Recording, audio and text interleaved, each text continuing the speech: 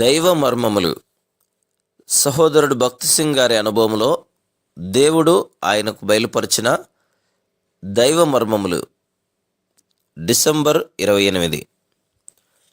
అతని యందు నా ఆత్మను ఉంచి ఉన్నాను.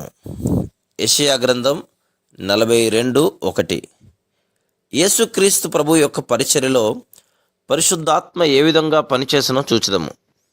లూకా సువార్త 1వ అధ్యాయము 34-35 వచనములలో ప్రభువు పరిశుద్ధాత్మ ద్వారానే జన్మించనని చూస్తున్నాము. అదేవిధంగా మనము కూడా ఏ మానవ ప్రయత్నంతో కాక పరిశుద్ధాత్మ సహాయము చేతనే మారు మనసు పొందుచున్నాము. మత్తయి సువార్త 3:16లో బాప్తిస్మము తర్వాత పరిశుద్ధాత్మ ప్రభువుపైకి దిగి వచ్చుట చూస్తున్నాము. ప్రభు యొక్క బాప్తిస్మము ఆయన మరణ, భూస్థాపన, పునరుత్థానములను సూచించుచున్నది. మనము పరిశుద్ధాత్మ ద్వారా నింపబడవలనచో ఆయన మరణము, భూస్థాపన, పునరుత్థానములలో ఐక్యపరుచుకునవలను. లూకా సువార్త 4:1లో ప్రభువు పరిశుద్ధాత్మ ద్వారా అరణ్యములోనికి నడిపించబడుట చూస్తున్నాము.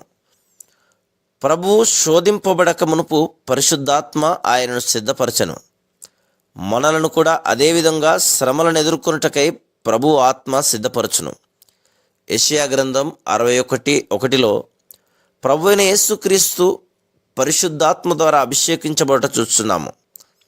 ప్రభు తన పని నెరవేర్చుట కొరకై ఆయనకు అవసరమైన జ్ఞాన వివేకములు గల ఆత్మ ఇవ్వబడెను గనుక ఆయన అధికారంతో మాట్లాడాను.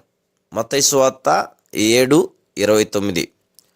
ఆయన జ్ఞానమును చూచి అనేకులు ఆశ్చర్యపడిరి. అవసరమైన సమయంలో అటువంటి జ్ఞానము ప్రభు మనకు కూడా అనుగ్రహించును.